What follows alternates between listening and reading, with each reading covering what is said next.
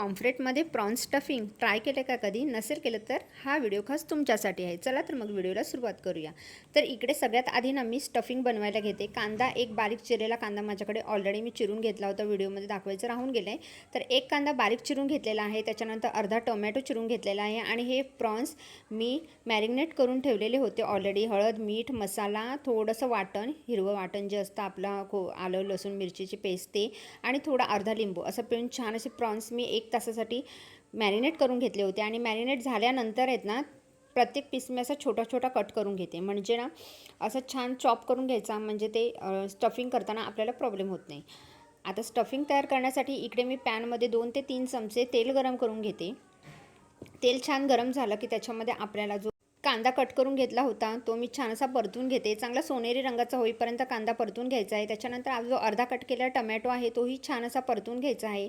छान सोनेरी रंग फोडणीला आला की त्यानंतर त्याच्यामध्ये सुके मसाले ॲड करायचे. इकडे मी 1 चमचा लाल तिखट ॲड केलेला आहे, अर्धा चमचा हळद ॲड केलेली आहे आणि नंतर मी पुन्हा हे छान असं मिक्स करून घेतं. त्याच्यानंतर हे खोबरं, आलं, लसूण मिरचीची जी पेस्ट केली होती ना ती 1 चमचा ॲड केलेली आहे आणि त्याच्यानंतर हे छान असं मिक्स करून घेते. आणि त्याच्यानंतर आपण जे चॉप करून घेतलेले प्रॉन्स आहेत ना ते ह्यामध्ये ॲड करून घ्यायचे आहेत आणि छान असतं आपलं स्टफिंग रेडी होणार आहे. छान असं मिक्स करून घ्यायचं, एकजीव झाला पाहिजे सगळं काही मिश्रण. आणि त्यानंतर ह्यामध्ये आपण हे चिंचेचा कोळ आहे ना तो घालायचा आहे. चिंच थोडीशी पाण्यामध्ये भिजवून ठेवली होती मी थोडं 10 मिनटं. त्याच्यानंतर थोडासा मी चिंचेचा कोळ ॲड केलेला आहे. त्यानंतर हे छान असं मिश्रण मी मिक्स करून घेते. मिक्स करून झाल्यानंतर हे थोडं 2 मिनटं झाकून ठेवायचं आहे, जेणेकरून वाफेवर हे थोडंसं शिजेल. तसं प्रॉन्स शिजण्यासाठी इतका काहीसा वेळ लागत नाही आणि त्यात ते मॅरिनेट करून घेतलेले आणि त्याच्यानंतर चॉप करून घेतलेले, त्याच्यामुळे मग काय इतकं टेन्शन नव्हतंच. त्यानंतर त्याच्यामध्ये पुन्हा आपण चवीपुरतं मीठ घालायचं आहे आणि मीठ घालून झाल्यानंतर आपण पुन्हा हे छान मिक्स करून घ्यायचं आहे. स्टफिंग खूप छान आणि सुंदर टेस्टी होतं. मिक्स करून झाल्यानंतर मी हे पुन्हा 5 मिनटासाठी झाकून ठेवते.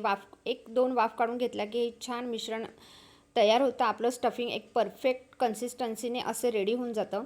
स्टफिंग आता माझं इकडे रेडी झालेलं आहे. आता मी इकडे हा जो एक पॉपलेट आहे तो मी मधून असा कट करून घेतलेला आहे आणि वरतून त्याला पुन्हा 3 असे कट करून मारून घेतलेले आहेत आणि अशा प्रकारे छान असा पाण्यामध्ये स्वच्छ क्लीन करून घेतलेला आहे. आणि त्याच्यानंतर इकडे हे स्टफिंग आपलं रेडी झालेलं आहे, तेही मी बाजूला काढून घेतलेलं आहे एका प्लेटमध्ये. आता त्यानंतर आहे ना, या पॉम्फ्रेटमध्ये आपल्याला हे स्टफिंग मस्तपैकी छान भरून घ्यायचं आहे. पूर्ण कुठेच रिकामी जागा राहिली नाही पाहिजे. छान असं स्टफिंग पूर्ण भरून घ्यायचं आहे. अशा प्रकारे मी हे सगळं स्टफिंग बाहेर न येता असं व्यवस्थित फिल करून घेते.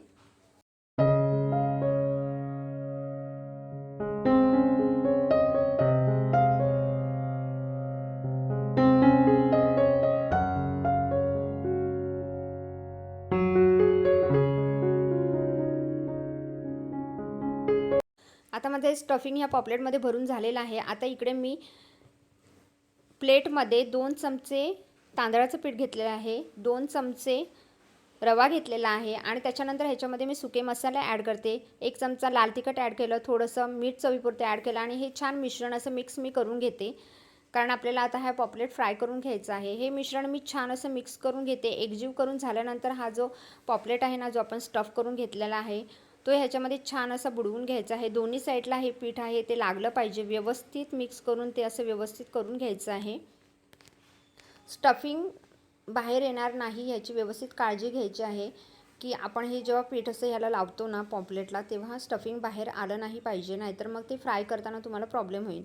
तर मी इकडे हे व्यवस्थित छान असं लावून घेते. आता हे चांगलं सगळं पीठ माझं लावून झालं आहे. आता इकडे मी एक तवा आहे तो गरम करत ठेवला आहे. तवा गरम झाल्यावर त्यामध्ये थोडंसं मी तेल ॲड करते, जितकं मला लागणार आहे. तेल ॲड करून झाल्यानंतर हा पॉपलेट जो स्टफ केला होता तो मी ह्याच्यावर अलगद असा सोडलेला आहे आणि वरून आहे ना थोडंसं जे बाजूचं तेल आहे ते त्याच्यावर सोडायचं, म्हणजे आपल्याला ते सोपं पडतं आणि शिजायलाही वेळ लागत नाही. माझा सगळ्यात जास्त आवडता फिश म्हणजे पॉपलेट आहे. तुमचा आवडता फिश कोणता आहे ते तुम्ही मला कमेंटमध्ये नक्की सांगा. खालच्या बाजूने हा छान असा फ्राय झाला, छान त्याला सोनेरी रंग आला की नंतर त्याला अलगदपणे एका चमच्याच्या साहाय्याने, उलथण्याच्या साहाय्याने त्याला मी असं पलटी मारून घेते. बघा तुम्ही, छान असा गोल्डन ब्राउनिश कलर आलेला आहे छान असा. आणि तसंही फिश शिजण्यासाठी इतकासा काही वेळ लागत नाही, पण गॅस बारीक करून शिजवला तर ते छान कुरकुरीत होतं. आता हे छान दुसऱ्या साईडनेही मी छान असं परतून घेते. स्टफिंग तसं बाहेर आलेलं नाही, फक्त कट केलेलं आहे. तिकडनं थोडंसं प्रेशर करून द्यायचं म्हणजे ते व्यवस्थित बसून राहते. आता इकडे माझा पॉपलेट आहे तो व्यवस्थित फ्राय झालेला आहे. खूप सुंदर आणि खूप एलिगंट अशी रेसिपी आहे.